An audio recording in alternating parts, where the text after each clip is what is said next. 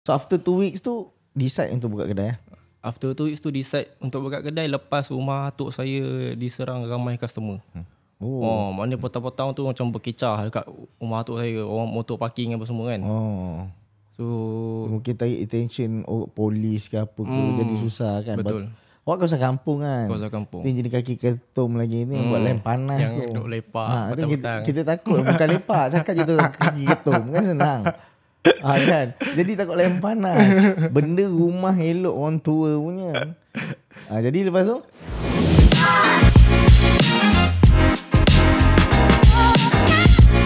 Assalamualaikum warahmatullahi wabarakatuh. Selamat datang ke podcast Walter CB bersama saya Jackson Amin guys. So apa khabar anda semua? Dah lama kita tak bersiaran podcast kali ini. So hari ini kita hadirkan tetamu jemputan kita jauh nun daripada Muar Johor yang berasal daripada Pasir Panjang berdengung-dengung. So kita punya bukanlah orang lain akan tapi kita punya general manager juga. So bersama saya hari ini adalah Mr. Hakim ataupun Hakim kita punya GM guys. Ya, terima kasih Tuan Jackson Amin menjemput saya pada hari ini. Jauh saya datang. Tadi ada tak mana jauh. Sini je tidur. Janganlah nipu. Baru mula dah start. So Kim, terima kasih sudah datang untuk menjadikan podcast kita. Technically dulu kita pernah buat beberapa episod akan tetapi disebabkan oleh kekangan mikrofon, kepala dia dengan dia punya wire terputus. Jadi tak ada sambungan tu boleh kita buat. So, alhamdulillah hadir dengan tim media kali ini memberi sokongan yang padu kepada kita untuk menjadikan podcast kali ini. So tujuan podcast Walter TV ni guys adalah kita akan berjemput usahawan-usahawan daripada industri gunting rambut, daripada pelbagai jenis industri bukan tertumpu kepada gunting rambut saja, semua yang mana start from scratch, yang diorang start daripada nothing, bangkit terbalik. So alhamdulillah apa yang dia jadi sekarang lah. So Kim, saya banyak soalan nak tanya. Ni banyak soalan PNC, antaranya berkait dengan saiz, tahap kebesaran ataupun diameter, tahap pembesaran. Okay, so boleh tak Hakim kenalkan diri dulu supaya orang semua kenal siapa Hakim ni? Boleh. So nama saya Hakim. Biasanya orang panggil Hakim lah. Nama penuh saya Amirul Hakim. Saya berasal daripada Muar Johor, Paya Panjang. Salah tadi, Paya Panjang. Okay. So tekan sikit Paya Panjang.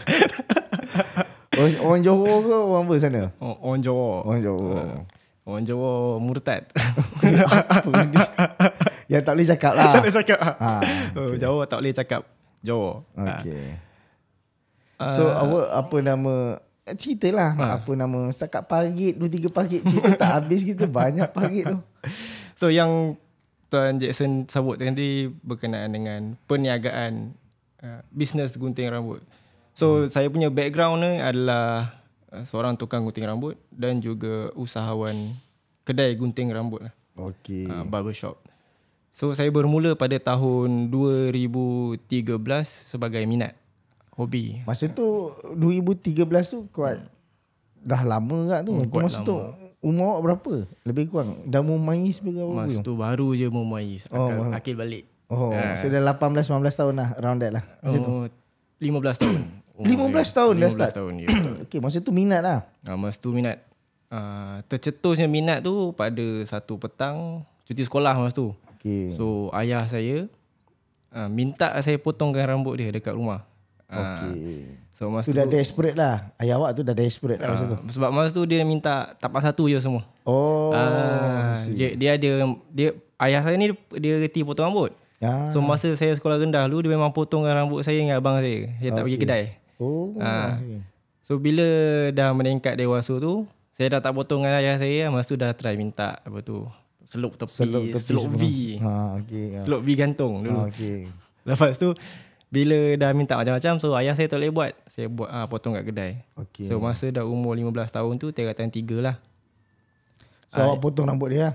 Ayah saya minta potong rambut dia, saya pun sodok kan tapak satu. Tim, kejap. Sebelum apa-apa, suara macam sangkut. Apa sponsor ke apa tak ada Tim Production, air ke apa. Tolonglah. Hakim cakap daripada tadi basah dia apa bawah bunyi kahak ke apa. Terima kasih Tim Production. Terima kasih tim production. Nampak putih. Satu lagi tak silap. Yang ni Tuan Hakim ni kan? Betul. Alhamdulillah, syukur. Okay. Ni apa? Silakan. Tak. Minta maaf guys sangkut. Perkara nak jalan sejam. Okay, berbalik kepada ni Kim. Berbalik kepada yang tadi tu. So bapa awak minta potong rambut dah. Betul. So masa tu baru first time dalam maksudnya in real punya ni situation yang awak pegang clipper tu dan potong tapak satu saja. Betul. So then tercetusnya minat dalam gunting rambut, betul? Betul. So lepas apa awak buat? Lepas tu kebanyakan kawan-kawan saya jadi bahan uji kaji saya pada masa tu. Ini semua yang belat-belat lah. Yang belat-belat. Kalau kawan yang tak belat, siapa nak dah kepala? Betul. So saya berterima kasih lah kepada kawan-kawan saya yang sudi menjadi bahan uji kaji saya pada masa tu, yang sudi menerima hasil seni yang tak seberapa pada masa tu lah. I see. So dia bermula dekat sekolah juga. Masa tu saya tak sekolah asrama. Tapi sekolah saya ada gym yang kecil kan. Biasa untuk budak-budak sukan. So petang habis sekolah je, barang-barang gunting rambut bawa dalam beg ni pergi sekolah. Saya sekolah dekat high school Muar dulu. So sekolah ni sekolah budak pandai. Sekolah budak pandai. Sekolah budak otak ada pancen. Sekolah je yang pandai. Budak-budaknya ke laut juga. Tak baik objek tu, kesian cikgu tu. Ni je salah satu bahan buktinya yang ke laut. Lepas tu? So lepas tu habis je waktu sekolah petang tu, dekat belakang gym dah sudut rambut member. Masa tu trend rambut mohak. Okey, tahu. So mudah. Tengah-tengah ada, tepi je tinggal. Betul, dua tu naik atas. Tengah-tengah tinggal, tepi je buang. Betul. So belakang pun sama, tinggal kakiku. Jadi masa tu clipper gunting apa tu sabunnya? Ayah saya punya. Masa curi pakai. Anak minta izin. Curi pakai. So bawa pergi sekolah. So masa tu dalam tingkatan 4, tingkatan 5 je tu. Tingkatan 3. Tingkatan 3 lah. Okey. Lepas tu ngam-ngam tingkatan 4 tu saya sekolah asrama pula. Kat mana tu? Dekat sekolah menengah Teknik Johor Bahru. Alamak. So kita saya berpindah. kira, apa orang kata, kita kira sekapal. Saya pun sekolah teknik kat area sana, cuma mungkin membeza kat dalam masa lah. Dekat je lah kira. Dekat. Tapi saya bukan dekat sekolah teknik tu lah. Teknik JB tu. Teknik JB lah, bukan. Tapi ni lah, dekat. Tapi teknik juga. Macam tu lah. So dekat situ banyak lah yang saya, makin banyak lah bahan eksperimen saya kat situ. Yelah, sebab kalau kita duduk asrama, macam saya duduk asrama, memang nak tak nak, daripada cikgu gunting, warden gunting, better kawan kita gunting. Betul. Dia lebih sempurna sikit dan tak berapa aib daripada warden ataupun cikgu kita gunting. Kalau cikgu gunting memang aib. Lepas tu boleh minta. Boleh macam request. mana. Kalau yang ni dekat separuh, habis. Dia dah separas dengan telinga, tepi dah tak ada apa yang tinggal. Tak ada apa. Boleh macam hari tu kita punya boleh swing mode tau. Kalau sebelah je tinggal kan. Betul tak? Itu orang panggil selup dengan Saiban datang asing. Datang asing. So masa tu start kat sekolah. Start kat sekolah. Kemudian kemudian masa dekat sekolah tu first saya banyak belajar lah. Yang kedua duit poket saya jugalah masa tu. Sebabkan duduk asrama. So waktu makan malam tak pakai duit. Tapi siang dekat sekolah, dekat kantin kena pakai duit lah. So dalam masa sama saya potong rambut tu, so saya minta lah sedikit upah berbentuk duit. Berapa tu? Masa tu junior RM5. Banyak juga. Kalau senior RM4 je. Banyak juga. Tapi masa tu awak dah boleh gunting yang berbentuk lah. Masa tu dah boleh gunting berbentuk. Dulu orang panggil uppercut tu. Zaman Wak Doyok punya gambut tu. Dia ada uppercut, dia ada undercut masa tu lah. Uppercut, undercut. Yang jenis. Dua tu je lah yang biasa orang minta lah. Yang tengah trend masa tu. Atas punya style rambut sikat biasa apa? Sikat tepi ke apa ke lah. Lepas tu ada line sikit. Dekat longkang tu. Longkang belahan sikat. Ni memang banyak orang suka zaman tu. Yang amat minat benda gitu. So kemudian habis daripada normally sekolah teknik tingkatan 4 dan tingkatan 5 lah. Tingkatan 4, tingkatan 5. So habis tingkatan 4 dengan tingkatan 5, awak still stay dekat JB bekerja ataupun balik ke Muar ke buat apa ke ataupun sama study? So lepas je habis sekolah menengah teknik tu, So biasanya bila nak habis tu cikgu ada banyak lah bagi lubuk-lubuk untuk sambung belajar kan. Okay, isi form ni, isi form tu. So mohon lah macam-macam kan.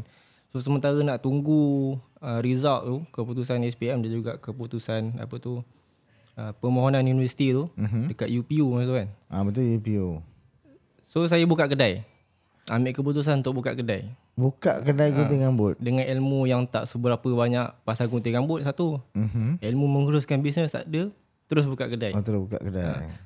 Maknanya from scratch lah.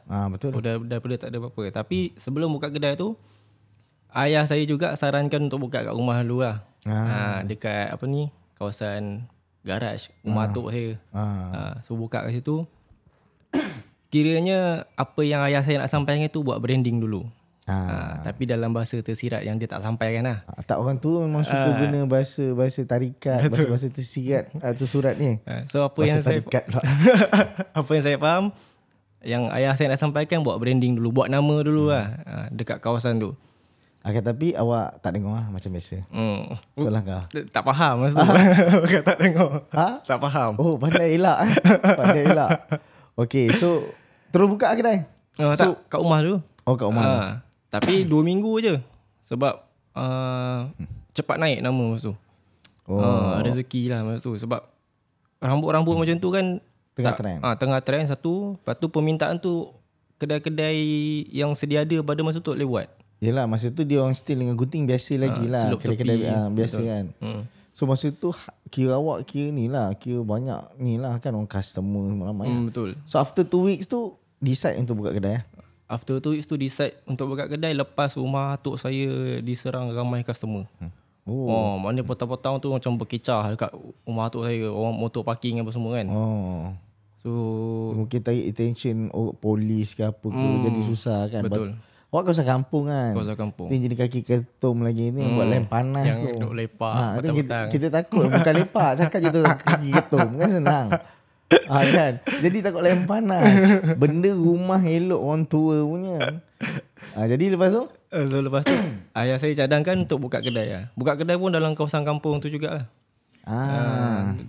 So dalam masa sama ada 3 lot belia dekat kampung saya tu. Lot belia ni maknanya dia khusus untuk orang kampung yang berniaga. Dia supportive lah kampung kepada saya ni. Kepada sesiapa orang kampung yang nak berniaga, so tu dia panggil lot belia lah. So hanya orang yang IC situ, alamat situ, menetap di situ yang boleh berniaga itu lah. Betul. Okay, it's good. Ni lah untuk orang kampung buat benda-benda macam tu bagus. Komuniti kampung lah kan. Bila dia unite kan. Tak ramai kampung ini, ramai kampung macam belah. Betul. Lepas tu? So lepas tu ngam-ngam ada 1 lot kosong. So saya decide untuk masuk lah.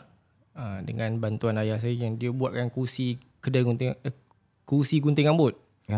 Kursi gunting rambut tu buat pakai kayu. Okay. So kursi kayu. Yang tukangnya ayah awak? Ayah saya. Dengan 1 cermin panjang. Kecil je. Nanti saya share gambar. Masa first buka kedai tu macam mana. Ada gambar? Ada gambar. Ada aircon ke terbuka? Tak ada aircon. Tapi ada partition kaca. So berjurai lah perlu. Macam mana lah tu? Kipas lah kat dalam? Kipas apa tu? Kipas bawah kan. Kipas tapi awak perasan tak? Ramai orang kat luar sana yang ni yang sepatutnya kena buat untuk anak. Dia support anak dalam masa yang sama. Dia tunjuk jalan. Maksudnya dia tak pernah bagi jawapan kepada anak apa nak buat. Dia just bagi suggestion. Okay, sekarang dah tak okey. Tempat lipat dah penuh keketuman. Lain panas.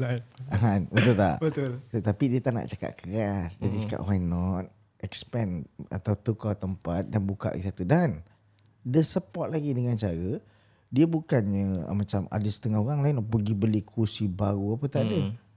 Dia buat pula kursi tu. So ada sentiment value kat situ tau. Sentuhan ayanda kita untuk kita tau.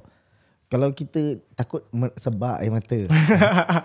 Kalau kendang balik. Siap-siap pakai spek ni. So, tapi ramai perasaan awak. So saya rasa awak antara among of manusia yang beruntung kat dunia ni. Sebab parents yang very support lah. So bayangkan. Ayah awak boleh tahu tak ayah awak dia ni kerja yang macam mana? So ayah saya penjawat awam lah. Dia seorang guru. Awak nampak. guru. Kan? Like especially guru. Biasanya kalau guru kita nak anak kita jadi yang baik, yang bagus, yang lebih bagus lah. Kan? Ini dia menggalakkan juga disebabkan dia tengok ada effort daripada kita. Ni should be parents macam ni lah. So awak sangat beruntung tau. Alhamdulillah. So lepas buat apa semua, berapa lama awak meniaga? Rezeki saya tapak yang sama ni kita tapak pemula dan sampai sekarang kan? Tapak pemula dan sampai sekarang. Okay. Betul. So bila saya dah start tu, kira start tu terus start lah. Tak ada macam planning terlalu lama. Terus buat execute lah. Okay. Bila terus so, buat, kursi dah ada, cermin ada, equipment je beli? Equipment memang dah sedia ada lah. Sebab masa tu buat kat rumah pakai equipment yang sama. So bila buat tu, kedai tu yang sedia ada tu bertahan selama sebulan je. Lepas tu terus renovate. Tambah aircon. Dah tak boleh tahan? Tak tahu. Sebab satu lagi modal dah ada. Oh, modal ada. Masa tu charge berapa? Masa tu RM8 untuk satu RM8 dalam masa. Dan tukang gunting awak seorang lah? Saya seorang. So kumpul modal, dapatlah upgrade, renovate sikit. So mula-mula apa awak buat? Macam mana? Mula-mula apa awak buat lepas dapat duit tu? Tambah aircon lah? Kursi dulu. Oh, beli baru? Kursi second hand. Beli kursi second hand. Sentimen value tadi letak tepi lepas duit ada. Beranak lupa diri. Tak cantik. Sebab sangkut kat kain. Kursi kayu. Betul lah. Dia sangkut kat kain. Tapi kan? betul. Starter tu, this is how parents support us lah. Dia macam tu lah kan. Betul. Tapi bila dah okay, dia pun faham. So start kursi second lah. Berapa kena? Start kursi second tu berharga RM250. Murah juga. Sebab tu bukan kursi gunting rambut sebenarnya. Habis? Kursi cuci rambut. Tapi yang lama punya. Yang dia boleh baring kan. Oh, I see. So maksudnya dia boleh tegak dan dia boleh baring. So dia tak ada rupa kursi gunting rambut pun sebenarnya. Asalkan dia ada cushion, boleh baring sikit. So saya beli je. Beli lah. Tapi dengan modal RM250 okay. Sebab kita for the start kan. Sebab kalau zaman tu kursi gunting berapa? RM1,000 lebih. Betul. RM1,700, RM1,800 mana nak ada duit beli. Sekarang ada lah yang murah-murah. Dulu tak ada. Tak jumpa. Betul. Dulu heavy duty betul dulu. Betul. Kalau betul-betul kursi gunting tu dia just boleh baring je, tak ada hydraulic pun. Dan dulu, harga pula keras. Yang tak ada modal dia beli kursi saloon. Dia tak boleh baring. Tak boleh. Petak betul. Itu boleh naik sikit-sikit. Jenis orang yang overweight punya patah. Dia tak naik. Terus hydraulic terus. Tak dia repair. Makan modal lagi. Makan. Okay. So beli tu upgrade lah sikit-sikit. Upgrade sikit-sikit. Aircon. Berapa lama masa upgrade tu? Maksudnya niaga okey terus upgrade lah. Niaga ada modal sikit terus upgrade. Apa yang patut lah. Yang untuk kegunaan bisnes lah. Macam kegunaan sendiri tu masa tu kawal sikit lah. Maksudnya macam beli awak handphone baru ke apa. Tak ada. Tapi saya memang kenal awak. Guys, saya dah donate. Adalah saya campak sikit untuk dia beli handphone baru. Sampai sekarang tak beli. Dia nak suruh saya belikan semua ke tak tahulah macam mana. Tapi dia memang jenis gini. Maksudnya benda yang boleh kita pakai, awak pakai je dulu. Sebab benda ni bersifat keperluan. Maksudnya pakai je lah kan. Kalau bukan bersifat kehendak yang awak utamakan kan, keperluan yang kita utamakan lah. So awak menggunting seorang diri lah masa tu? Masa tu gunting seorang diri lah. Saya seorang bekerja, saya seorang yang uruskan lah. So masa tu berapa lama tu? 6 bulan. Tapi dalam masa yang sama 6 bulan tu, bila starting buka sebulan tu, dia dah rasa bosan sebab seorang-seorang. Bukan sebab bosan yang menggunting, sebab bosan seorang-seorang. Tapi gunting ramai je lah customer kan. Gunting ramai ke semua. Lepas tu saya ada limitation bila waktu malam. Masa tu modal tak ada kan. So malam lampu jadi gelap lah. Kita tak renovate apa-apa. Just ada kipas dengan kursi yang saya baru beli tu. So lampu saya tak ada renovate apa-apa. So lampu Kalimantan biasa tu. So malam memang tak dapat potong lah kat kedai. So saya cari inisiatif lain. Memandangkan saya bosan potong seorang-seorang kan. So malam saya cari part time kat kedai gunting rambut orang lain. Oh, disebabkan awak bosan seorang-seorang. Satu. Nombor dua adalah limitation nak bekerja disebabkan pandangan mata tu. Betul? Betul. So kemudian pergi kedai orang lain part time lah. Part time. Tapi sebenarnya awak nak ambil ilmu. Betul tak? Dalam masa sama cari kawan lah. Tak pandai lah lagi. Pandai curi ilmu. So part time lah kat kedai orang lain. Sebab pada tahun 2015 tu circle-circle barber ni tak ramai. Betul. Dia tak ramai muncul dan masa tu dia orang baru nak ada community masa tu kan. Baru nak ada community. Community pun saya rasa dia create 2016 ke atas lepas ada barber battle apa semua tu. Betul. So pada 2015 tu memang tak ramai lah. Boleh kira lah barbershop yang ada dekat kawasan saya tu. Daerah Muar tu boleh kira. So malam ke part time lah. Masa tu saya part time. Gaji macam mana? Gaji per hari commission kira kepala lah. Berapa persen macam tu lah. Berapa persen. Okay. Tapi masa tu dia terus kira kepala je. Dia tak ada persen-persen lah. Sebab harga masa tu murah.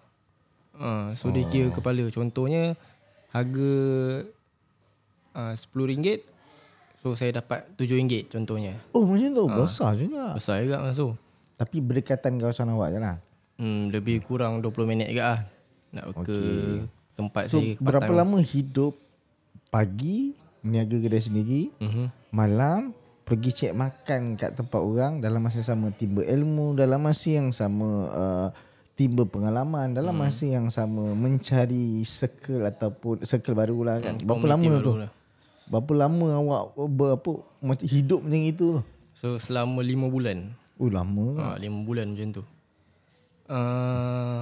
Bukan saya tak nak renovate ke apa kedai tu, sebab masa bulan 3 atau bulan 4 tu saya dapat keputusan SPM dan dapat tawaran universiti.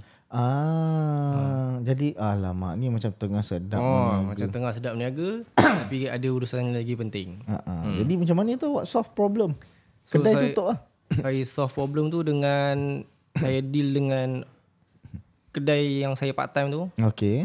Kawan saya lah sekarang kan. So nama kedai tu Makburn Barbershop lah dekat Sungai Abung, Muar. Okay. So saya deal dengan dia, saya cakap saya nak kena sambung belajar bulan 6. So kedai tu saya masih tak ada jawapan lagi macam mana. Lepas tu dia kata tak payah pening-pening lah. Kedai tu biar saya ambil. Member ambil lah. Cawangan kedua dia lah. Sebab customer dah ada. So daripada saya biarkan je tertutup macam tu kan, tutup. So saya bagilah dekat kawan saya ni buka, sebab kan dia banyak berjasa jugalah kat saya kan, sebab dia banyak bantu. Banyak bantu dari segi pengurusan kedai tu. Dia ajar saya daripada kosong, sebab saya tak ada ilmu pengurusan kedai gunting rambut. So dia ajar saya macam-macam lah berkenaan kedai gunting rambut ni macam mana. So masa tu sistem dengan bisnes kedai gunting rambut ni dia tak kompleks macam hari ni. Dia macam commission berapa persen, lepas tu ada macam-macam lagi lah, macam betul combo servis apa semua kan. Dulu simple je, potong bayar balik, potong bayar balik, gaji hari, terus balik. Setuju. So sekarang ada macam-macam teknik yang owner kedai gunting rambut guna kan, nak bagi gaji lain. Dia nak bagi full of variety punya ni lah, supaya orang rasa best, customer rasa best, the same time pekerja rasa best. Betul. So lepas tu member tu take over lah. Member tu take over dan dia buat kedai tu macam kedai dia sendiri lah. Sebab dia kira cawangan kedua dia. Dan dia gantung nama kedai dia. Apa yang dia bagi kat saya cuma satu kursi kosong. Kalau saya balik cuti semester, saya masuk, kira tak payah bagi commission. Kira full saya dapat lah macam tu. Tapi dia tak ada konsep sewa dengan awak semua, tak ada? Tak ada. Kira macam member-member je. Deal macam tu je. Ini betul-betul kepercayaan kepada darah dengan darah. Darah dengan darah, betul. So maksudnya perniagaan tersebut terpaksa awak lepaskan disebabkan oleh keadaan. So dalam masa sama, keadaan yang memaksa pula, keadaan yang menentukan masa depan. Awak dapat masuk universiti kan. Jadi betul. Siapa yang tolak rasa macam bangang lah. Betul tak? Penat belajar apa semua. Kemahiran juga, pendidikan akademi juga. So dalam masa yang sama awak membuat pilihan, tengah sedap berniaga tiba-tiba dapat keputusan, so awak decide untuk stop sementara dan teruskan belajar. I think it's a good thing yang awak buat, sebab mungkin ramai orang hari ni tak berapa nampak perkara-perkara ni. Tapi make sure kepala otak kena punchen dulu baru terus belajar. Kalau memang jenis benak kelapa sawit memang otak tak payah kot lah. Kerja je lah. Kerja kalau nyusahkan lecturer cakap 18 kali tak boleh faham. Saya faham lah sebab saya tenaga pengajar, saya faham. So lepas tu stop sekejap, sambung belajar. Berapa lama awak belajar? 2 tahun setengah saya ambil diploma. Oh 2 tahun setengah. Lepas tu long the way tu cuti semester balik macam biasalah gunting. Cuti semester balik gunting. Dekat universiti pun sama gunting jugalah, cari makan. Cari makan juga. Habis barang-barang awak dalam kedai tu macam mana masa tu? Saya packing lah. Packing masuk bag. Macam house call punya konsep lah. Tak I mean masa kedai tu lepas bagi member tu barang-barang awak tu stay kat situ ke ataupun macam mana? Barang-barang saya stay je kat kedai tu. Macam kursi ke apa stay je. So dia beli kursi lagi 2. So staff dia guna. Kursi saya dikosongkan. Oh I see. So dia ada 2 staff lah masa tu. So ada 2 staff. Alhamdulillah. So teruskan lah. So habis daripada 2 tahun setengah tu? Along the way 2 tahun setengah tu saya dekat UTHM Baik Raja. Rezeki masa tu saya punya kursus tu, diploma tu dipindahkan ke Cawangan Pagu. So setahun je saya kat Batu Pahat, lagi setahun setengah saya dekat Pagu. Dah balik semula kampung. Balik ke kampung. Dia macam rezeki lah. Macam tak pernah lagi UTHM tu buat pindah ke Pagu, tiba-tiba pindah waktu saya belajar tu. Duduk kat sana. Ada tangan ajaib tak pindahkan? Dipaksa pindah masa tu. Jadi awak terpaksa? Terpaksa pindah. Saya ada dengar cerita budak-budak cerita ke apa yang awak masa pindah kat UTHM tu tidur berlantai berkatil pun tak ada. Betul lah? Betul. Apa cerita ni UTHM? So sebulan pertama sebab dia terpaksa pindah kan. Hantu tak ada semua? Pemindahan hantu naik bas pun tak ada? Tak ada. Pemindahan hantu tu tak ada. Dia orang dah buat awal lah. Dah buat awal katanya. Tapi antara rumah dengan you tu dekat? Lebih kurang 15 minit lah. Lah dekat je. Dekat sangat. Rumah dengan kedai pun dekat kan? Rumah dengan kedai pun dekat juga. Jadi hidupnya sambung balik lah malam? Malam kerja kalau tak ada assignment ke apa memang ke kedai lah. Kalau ada macam kerja kena buat, stay lah dekat UTHM Pagu tu. Ada hostel apa semua? Ada hostel apa semua. Still duduk hostel lah? Still duduk hostel. Dia tak bagi duduk luar. Sebab masa tu penempatan dekat luar tu tak ada. Taman-taman perumahan semua tak ada. Sebab masa tu universiti alat-alat je. Lain-lain tak ada. Apa tak ada? Apa keliling? Kalau katil pun tak ada, apa lagi rumah keliling lah. Tak, katil berapa lama tak ada? Janganlah buat macam ni. Lebih kurang 3 minggu lah. Oh lah. Baru sampai apa tu? Baru sampai kan. Katil, tilam apa semua. Katil, tilam. The first batch yang ditransfer ke UTHM Pagu lah? First batch. Betul. Orang pertama yang tanda tangan semua penuh kat dinding semua ada. Ada dalam bilik. Ada jejak. Ada jejak. Ada jejak. Allah, steady. So lepas tu kalau tak ada assignment berniaga macam biasa. Berniaga. Weekend memang balik lah. Berniaga. So weekend Sabtu Ahad dulu. Jumaat Sabtu Johor. So Jumaat Sabtu balik. Oh masa awak belajar tu dah tukar Dah tukar dah. Oh kita tukar 2010 betul? Dah lama dah tukar. Kita tukar Saya pun guys daripada Johor. So tapi 2010 ke tukar Jumaat Sabtu? Yang saya ingat masa tu saya datang satu 2011 lah.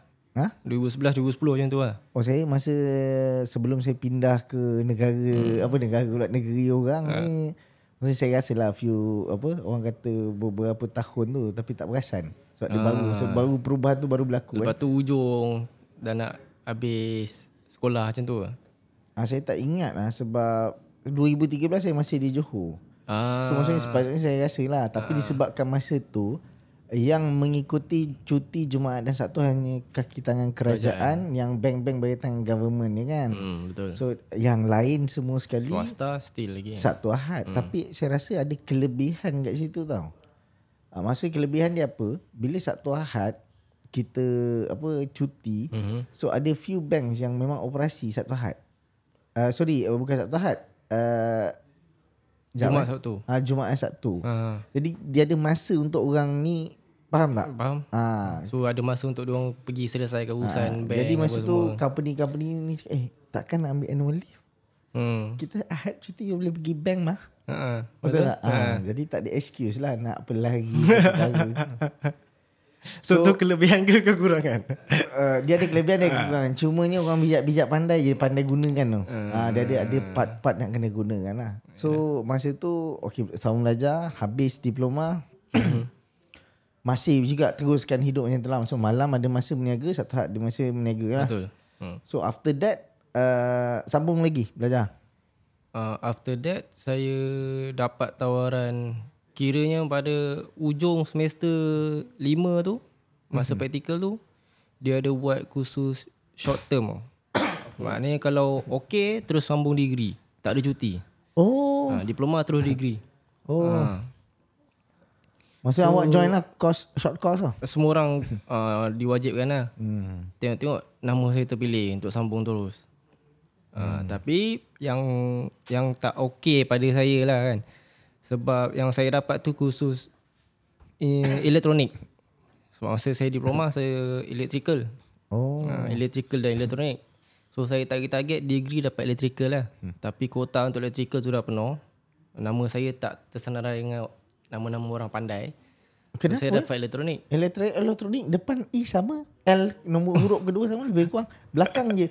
Rek dengan Nick beza. Tapi dia punya cara kerja dia beza lah. Cara belajar pun lain. Tak, saya rasa sama je lah. Ada juga yang kita jumpa ambil elektrik benar. Bukan tak. So dia punya apa tu, nak bagi mudahnya kalau electrical ni power-power yang besar. Macam lampu-lampu tepi jalan, lampu wiring ni kan. So elektronik ni saya percaya tangan ajaib ada juga. Tangan ajaib. Zaman dulu memang tangan ajaib banyak berlaku. Tak ada. Tak ada. Awak terus sambung degree? Terus sambung degree. Oh, handal awak ni. Habis? Tak habis. Alamak, ni tak sedap story ni. Dasak tak habis pula. Aduh, jadi bila orang tu dengar budak-budak tadi dengar, ya abang ni padu gunting rambut handal. Tak degree tak habis. So bila saya sambung degree tu, first semester tu, saya dah rasa tak sedap lah. Pasal course ni lah. Course ni memang saya tak boleh bawa daripada diploma lah. So diploma saya punya subjek elektronik tu memang pointer jauh habis ke bawah. Tiba-tiba degree dapat pula yang tak bala sedap. Yang sama. So satu semester tu dah tak boleh bawa. So masa cuti semester pertama tu, lebih kurang berapa bulan, 2 bulan macam tu kan, cuti balik kampung. Sebab masa tu saya degree kat Batu Pahat balik. Saya balik kampung. Ada masa 2 bulan tu saya duduk healing kat kedai. Kat kedai sendiri tu kan. Healing. Oh, cerita dia macam ni. Kawan saya yang buka kedai tu, rezeki dia tak panjang kat situ. So masa tu perniagaan jenama Mat Ben Barbershop cawangan Paya Panjang tu terpaksa ditutup. Okey, atas beberapa faktor lah. Yang tak boleh boleh elak lah. Betul. Kemudian? So bila saya balik tu dalam keadaan kedai tu masih tutup, tak buat operasi. So saya ada 2 bulan untuk repair balik lah customer yang dah lama tinggal, customer request. So dalam masa 2 bulan tu, cuti semester pertama tu, saya repair balik, panggil balik customer, follow up balik diorang kan WhatsApp. Yang so sebelum berapa lama dah ditutup masa tu? Plus minus 2 bulan juga masa tu dia tutup. So saya balik tu ada 2 bulan untuk saya repair balik. Bila dah healing kat kedai tu kan, dah potong rambut, dah dapat customer balik semua, kena pula pointer tak apa cun SEM 1 tu. So dalam kepala otak saya rasa engineering ni bukan masa depan saya lah. Okay. Tapi bila saya jumpa ayah saya terus bagi solution dekat dia. Yang saya bagi tahu, saya tak boleh bawa engineering. Okay. Tapi saya nak sambung belajar dalam bidang lain lah, perniagaan. Okay. Itu yang business entrepreneurship. Betul. Tapi awak maksudnya stop belajar sementara. Habis diploma tu, kira dapat diploma je lah. Diploma dapat. Yang short course yang terus sambung ke degree tu awak kira drop off lah. Sebab pasal pening kepala apa semua. Betul. So hidup ni betul lah, hidup ni pilihan. Kalau kepala kita dah sakit, apa nak teruskan. Betul. Contoh kalau sekarang rumah cantik, bayar bulan-bulan RM3,000, tapi dah tak boleh bayar, apa benda nak dipertahankan. Let it go. Daripada kita sakit pinggang belakang, pinggul, kepala lutut, tumit sakit, nak mempertahankan benda yang kita dah tak boleh tahankan lah. So ini pilihan lah. So, banyak orang yang tak boleh buat bila nak buat pilihan tu. Dia terlalu lama berfikir sampai masa habis. Dia ni yang saya dapati di sekeliling kita lah. Kadang-kadang ada yang jap saya fikir 300 tahun tak settle. Sebenarnya dia tak fikir pun. Dia sebenarnya dia lari daripada memikirkan problem tu. Dia nak menidakkan lah problem tu. Sebenarnya tak okey. Kita kena lelaki, dia kena fikir dan kena solve juga problem tu as soon as possible. Betul. Kalau boleh siap dalam masa 2 hari, 2 hari. Kalau boleh siap dalam masa 2 jam punya solution, siap dalam masa 2 jam. Betul. Saya setuju lah. Tapi macam apa Hakim cakap dengan saya pasal engineering tu, saya akui yang memang sangat susah. Engineering ni bukan simply benda yang senang. Kalaulah memang kita tidak dianugerahkan kepala otak yang apa nama yang pancin. Ke depan belakang bumbun cerebrum belakang semua pancin kan.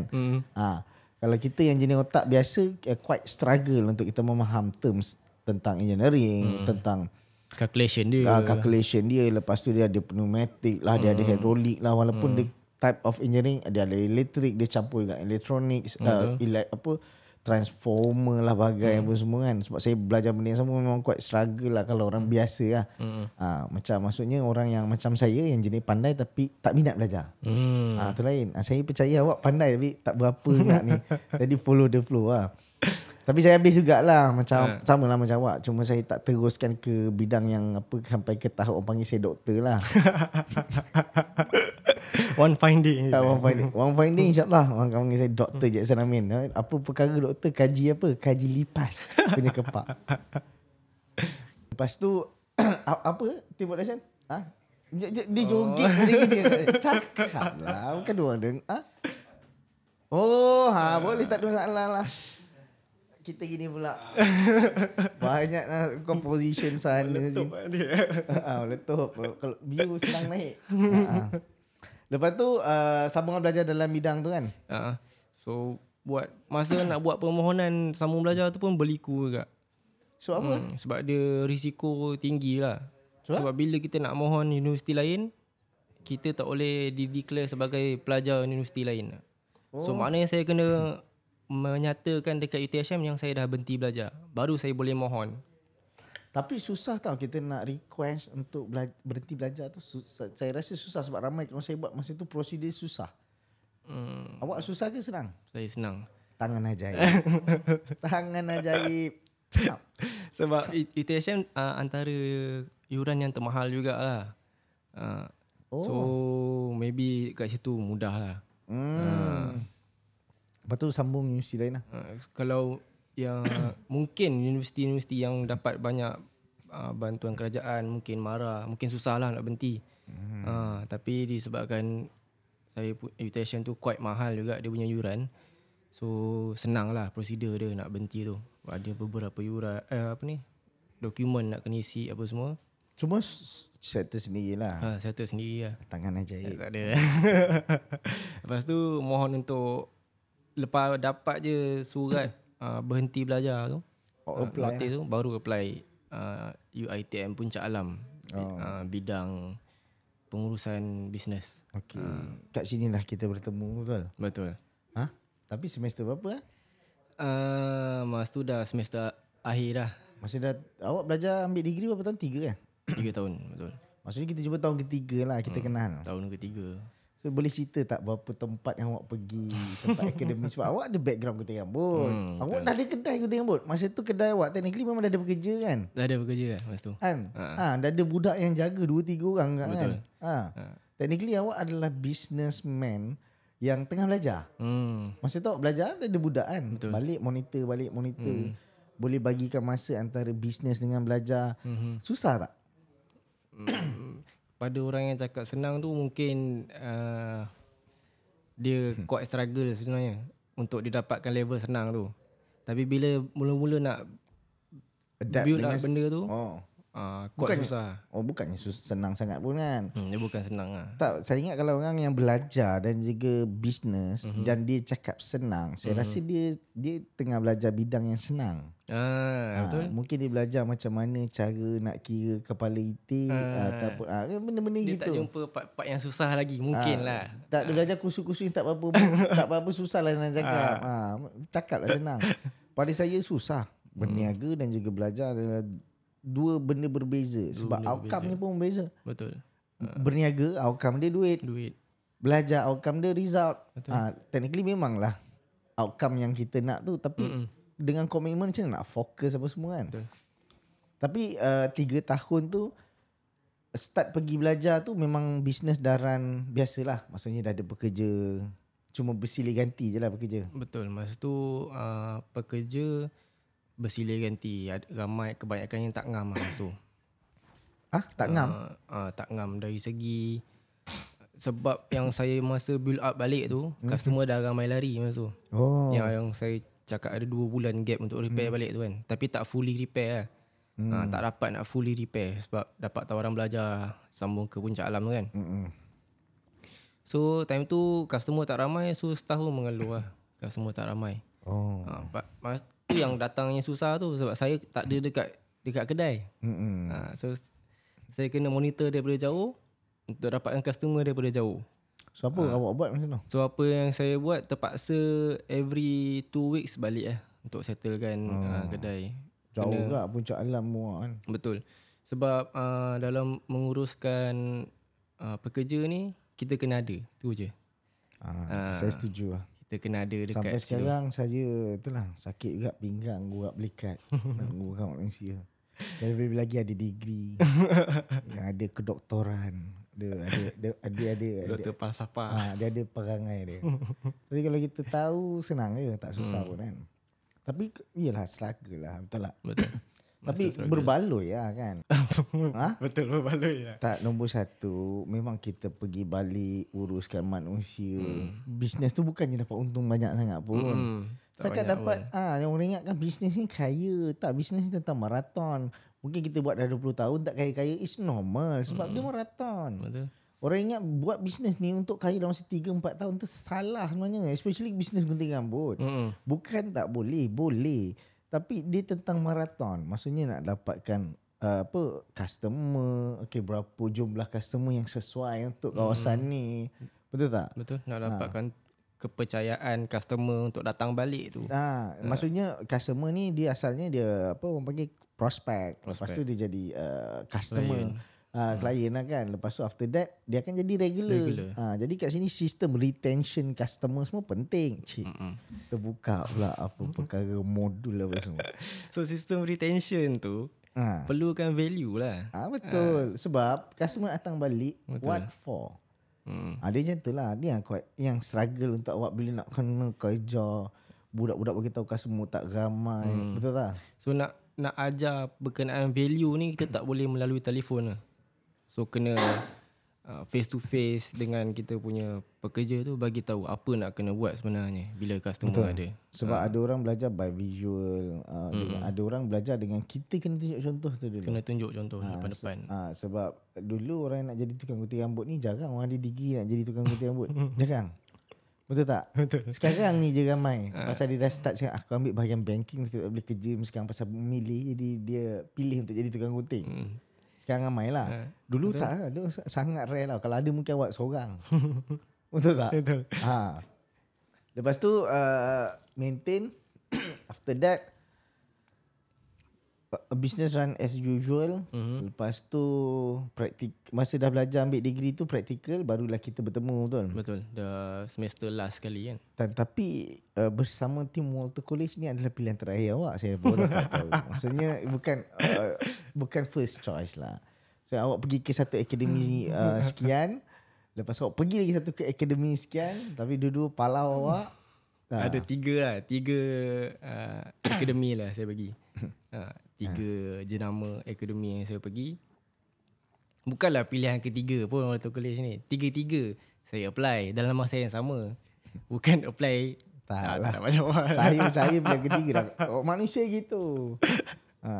So saya apply 3. Yang 2 tu dia reject awal sebabkan background saya sebagai owner business lah. So awak apply untuk internship, so dia tak ambil disebabkan awak ada bisnes yang sama dengan dia orang. Niche yang sama. So mungkin dia takut ke, ataupun kadang-kadang setiap company dia mempunyai orang panggil requirement untuk masuk tu kan. Betul. Jadi dia kena penuhi lah. Kalau orang ni ada SIM bisnes, takut ada orang kata konflik of interest lah. Betul. Kalau awak join. Tapi ni saya nak bagi tahu part saya. So bila saya interview awak dengan baju paras ini, baju blazer tu pakai tutup tengok tangan ni, nampak jari je ni, tak patut sini. Malam tadi masa nak tidur saya terfikir nak pakai baju interview tu datang hari ni. Jangan. Saya tak ada kekuatan. Datang dengan rambut mulut ni kan. Lepas tu datang interview, masa tu kita tak seberapa lah tempat kan kat bawah. Bukan tempat macam ni. Ni yang awak dah usahakan cari interior design pun dah siap macam ni. Kursi pun stop. Betul tak? Betul. Dulu mak kursi ni. The reason saya ambil nombor 1 bila awak datang tu, saya tak tahu awak dah pergi. Cuma saya rasa nak tanya lah. Lepas tu kan betul tak? Awak cakap awak dah pergi sekian-sekian tapi tak ambil sebab ada conflict of interest. Tapi saya tak rasa setiap manusia ni dia, contoh ni idea orang, dia boleh ambil, dia boleh copy, akan jadi sama dengan perjuangan orang. Betul lah. Saya ada satu sifat yang mana saya rasa kalau Walter Coolidge dengan dia punya idea, dengan dia punya ideologi, tak kira saya siapa duduk pun dia akan tetap dengan visi dan misi yang sama. Faham tak maksud saya? So pada saya letaklah berapa banyak. Dia ibarat macam kita ni chef. Ada 2 orang chef yang baru belajar, ada 1 chef yang master chef dan dia ajar cara garam, cara apa, ni letak berapa garam. Tapi saya tetap percaya bahawasanya yang dua-dua chef training ni takkan sama rasa tak makanan. Betul. Sebab cara orang cubit garam dah beza. Betul tak? Cara orang, cara lempar lah lain. Lain. Gula dah beza. So automatically cara dia masak, mungkin orang ni lama sikit, orang ni lambat sikit, atau orang ni dia macam tu lah maksud saya. So saya percaya kepada benda tu. So apa yang saya nampak, bila saya nampak ada satu peluang yang mana saya boleh nampak someone yang ada effort lah untuk practical, lepas tu boleh bantu.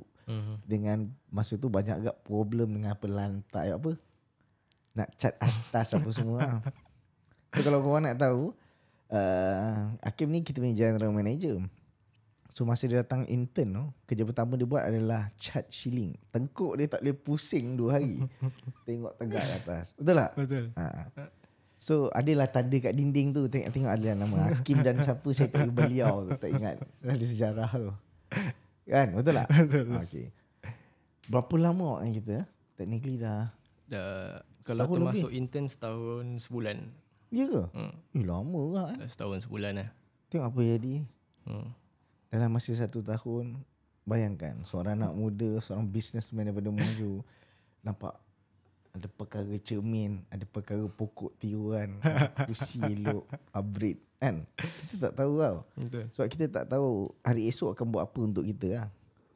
So alhamdulillah, daripada tu, dan kedai ada lagi kan? Kedai ada lagi. Kedai sekarang apa buat? Apa berjenama? Cuba kita tahu. Sekarang kedai di bawah jenama Walter Barbershop. Ini yang kita nak dengar. Maksudnya Walter Barbershop Muar. Walter Barbershop Cawangan Muar. Okay. So kedai ada lagi. Cuma bila kita collab ni, ini yang saya nak bawa guys. Maksudnya kat sini sistem kita adalah apabila kita nak pergi, kita mesti pergi bersama. So mana-mana kita punya team ataupun internal pasukan kita yang apa orang kata, yang bekerja dengan kita, so dia ada ruang dan peluang nak berkolaborasi dan tambah pendapatan. Maksudnya ada passive income lah. Betul. So kat sana kita buat sekarang dah jadi Walter Barbershop Muar. So saya dengar-dengar baru-baru ni dia ada plan untuk expand dan tapau market Muar dengan jenama Walter Barbershop. So simple je. Kalau dia buka jenama tu kat situ, maka tu semua bawah naungan Hakim. Simple. Maksudnya wilayah jajahan Hakim lah. Simple. Jadi kita sharing lah rezeki tu dengan ada branding kita sekali kan. So far business semua okay lah? So far business okay lah. So ni baru launching lah beberapa minggu lepas. So kita dia kalau launch apa? Rebranding. Rebranding. Kedainya sama, kedudukan kedainya sama, tak berubah, tak berpindah. Cuma rebranding dengan tema Walter Barbershop dan juga sistem Walter Barbershop gunalah. Kalau ikut betul, berapa Walter Barbershop yang awak jaga? Kalau 12. So bawah jenama Walter ada 12 cawangan Walter lah. Termasuk Walter Coolidge Barbershop kan? Termasuk Walter Coolidge Barbershop. Berapa maksudnya tim bawah awak tu? Average lebih kurang 30 orang. 30 orang. Termasuk satu ada area manager kan? Seorang area manager dan lebih kurang 30 orang lah. Maksudnya ada 12 branch manager lah. Betul. Anda ni sekarang tahniah anda. Alhamdulillah. Siapa sangka budak daripada Muar Tak apa pokok pangkal. Datang pakai blazer. Blazer panjang. Blazer tu okey, panjang. Itu tak ngam. Sebab ada seorang lagi tu yang interview budak multimedia, dia datang tak. Tapi yang dia ngam-ngam blazer tu. Jadi okey. Cuma cakap kurang. Lepas tu Kim, awak ada nasihat tak untuk dia macam ni? Dalam perjalanan 2013 sampai 2023 adalah satu perjalanan yang jauh. Maksudnya perjalanan yang jauh tu adalah perjalanan yang hampir 10 tahun dah. 2013 sampai 2023 awak dalam industri gunting rambut sampai sekarang. Cumanya beza sekarang adalah disebabkan awak ada pengalaman, awak memang dah ada skill gunting rambut tu dah lama dah, dan awak antara favorite barber saya lah untuk gunting rambut saya. So disebabkan ada skills yang tu kan, dulu awak ingat mungkin awak rasa awak akan jadi tukang gunting rambut dia. Awak pun tak pernah terfikir pun akan manage sampai 12 cawangan kedai gunting rambut. Betul tak? Betul. Lepas tu ada kuasa sekarang boleh suka-suka guna nak buang orang ke tak kan. Sampai tapi so far tak lupa diri okey lah. So, kan awak ada pengalaman tu kan. So cabaran tu berbeza, betul tak? Betul. Menjadi tukang gunting rambut dan menguruskan kedai gunting rambut ni memang sangat beza kan. Dekat luar sana ramai saban hari, saban bulan, saban tahun ramai barber-barber baru yang tumbuh naik.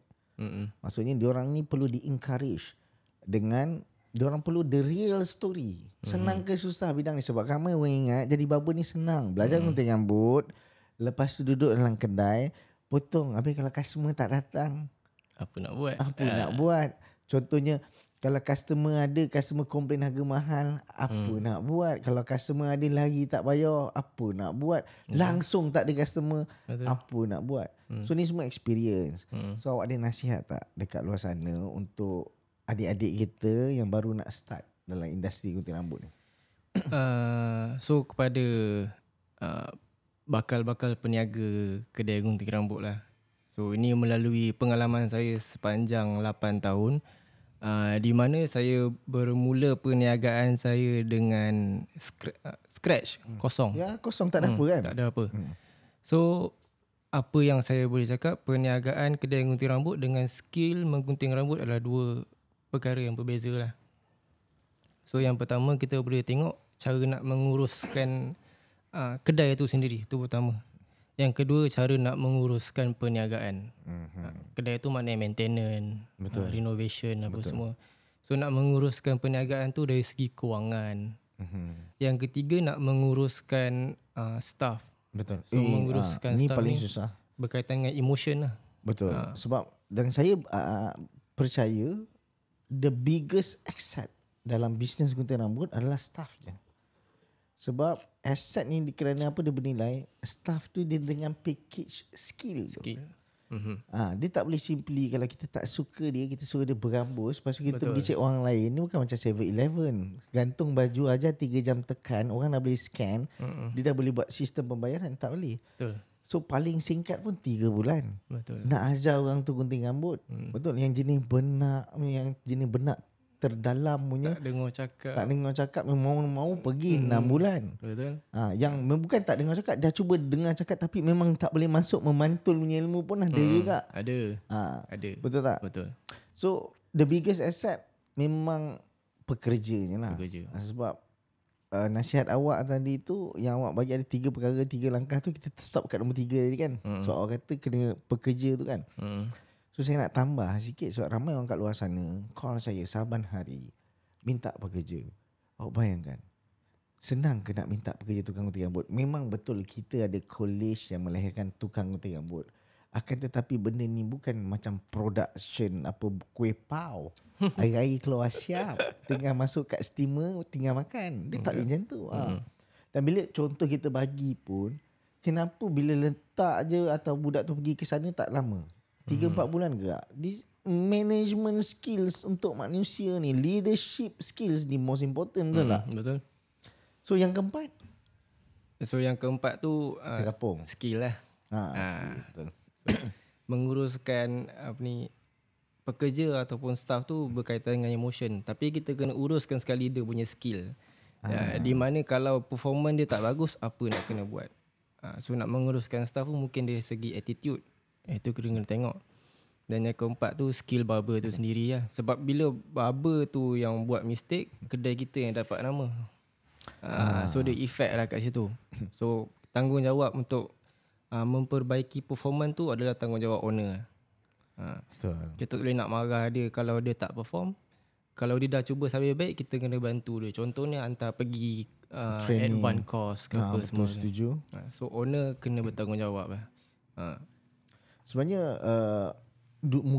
mungkin it's a start for industri gunting rambut punya business owner untuk jump to another level menjadi professional businessman, I think. Betul.